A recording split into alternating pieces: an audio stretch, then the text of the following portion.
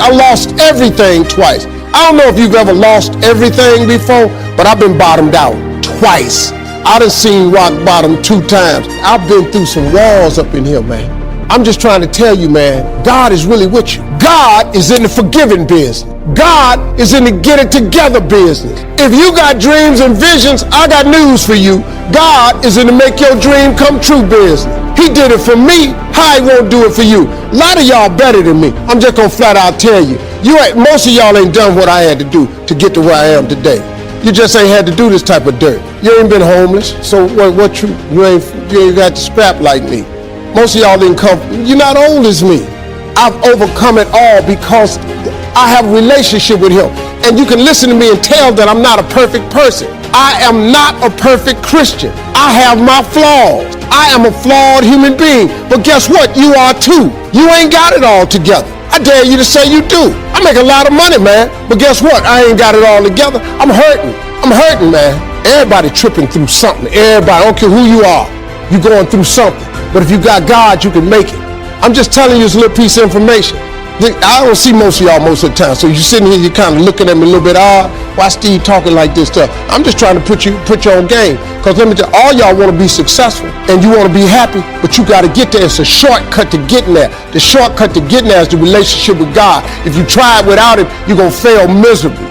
You're going to sink, man. It's going to be ugly for you. Now, this is what you got to do. Identify your gift and get busy with it. God gave all of you a gift. Identify your gift. It is the thing that you do the absolute best with the least amount of effort. That's your gift. Get busy at that. If it's drawing, if it's teaching, if it's sharing, if it's caregiving, he put that gift inside of you. He didn't hide it under a rock or put it under the mountain or put it on the mountain somewhere. He put the gift in you. And you look at me any kind of way you want to. What I'm just telling you is real. That's how you become successful. And so he said to me, if you haven't got a list of your goals, Mr. Rohn, it's probably because you don't have enough reasons. He said, I'm sure since I've met you, you have enough intelligence. And he said, you have enough good health. And he said, you have, all of those things working for you. But here's what you must work on now is to have enough reasons.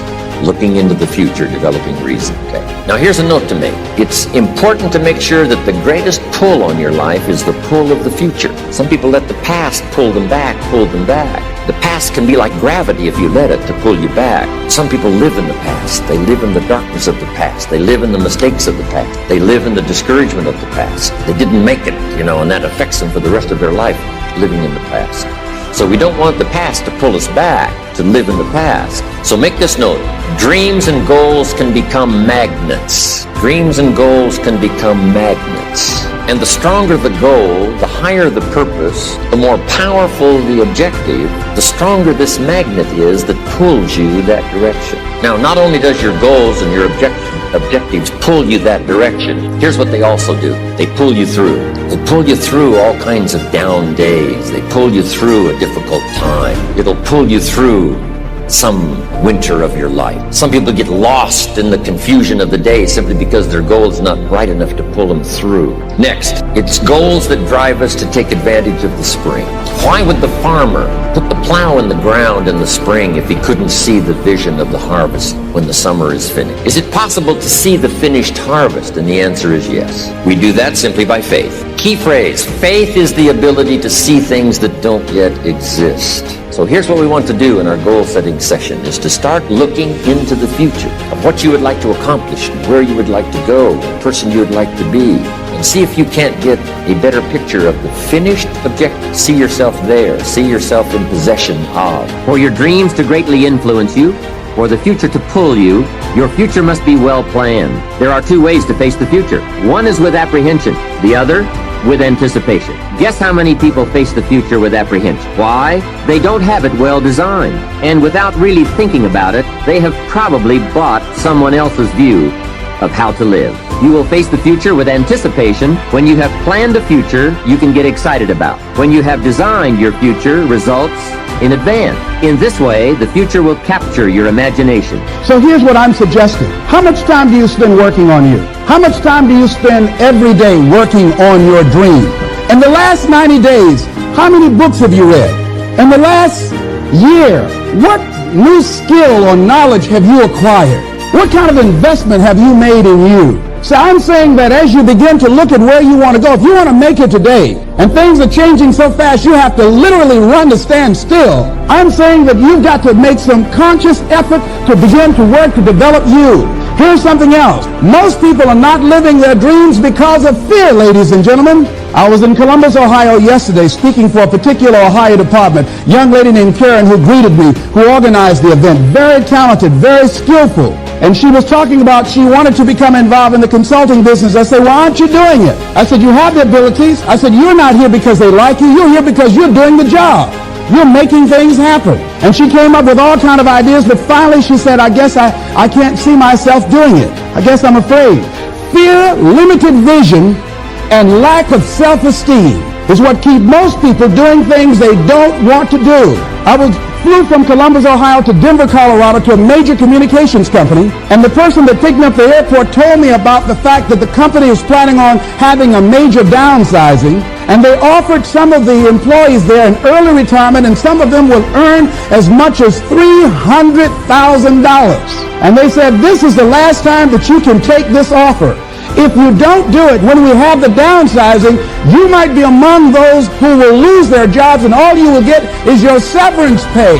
And only 50% of the people who were eligible to take the $300,000 took it. The others were afraid to take a chance on themselves. The others couldn't see themselves beyond that company. They couldn't see life after that company.